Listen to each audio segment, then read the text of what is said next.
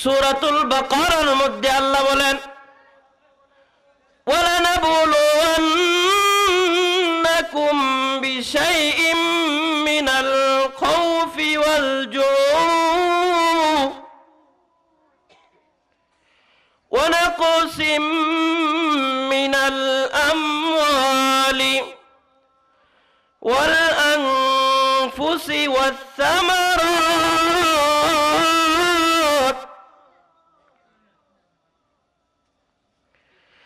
ওয়াবাশশিরিস Saverin. আল্লাহু আকবার। আল্লাহ বলেন, বান্দা আমি তোমাদেরকে পরীক্ষা করব ক্ষুধার্তের মাধ্যমে। আমি আল্লাহ তোমাদেরকে পরীক্ষা করব ভয় ভীতি দেওয়ার মাধ্যমে। আমি আল্লাহ পরীক্ষা করব তোমার ধন সম্পদ কমিয়ে দেওয়ার মাধ্যমে।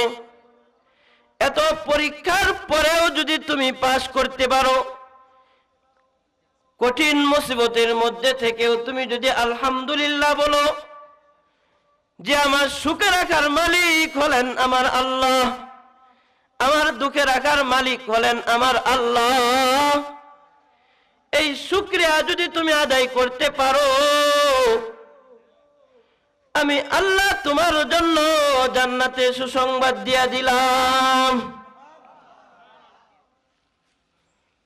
কিন্তু আমরা মুসলমান দাবি করি, একটু কিছু না হইতেই আল্লাহকে বকাবকি শুরু করি, ঠিক কিনা বলেন? আল ইয়াযু বিল্লাহ। একজন দাবিদার মুসলমান, তার একটা সম্পদ নষ্ট হয়ে গেছে, তার জবান দিয়া বের হয়ে পড়ে, মরার আল্লাহ আর কাউরে দেখলো না, আমারই দেখছে।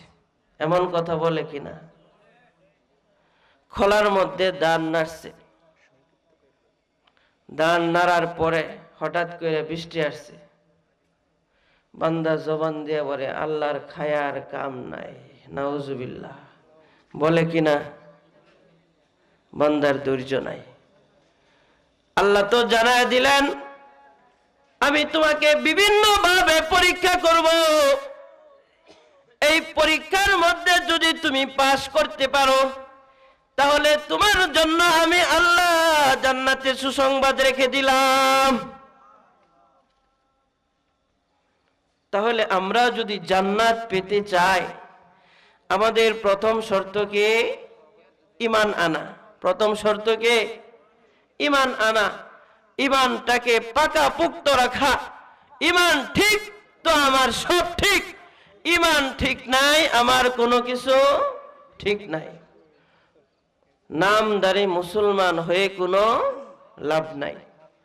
প্রকৃত মুসলমান হতে হবে। প্রকৃত মুসলমান যদি হতে পারি, তাহলে মরণের সময় আমার জবান দিয়া কালিমা বের হবে। আর প্রকৃত মুসলমান না হইতে পারলে হুজুর আইনা, এলাকার লোক আইনা, মাথার কাছে যতই তালকিন করি লা ইলাহা ইল্লাল্লাহ, কোনো কাজ হবে না।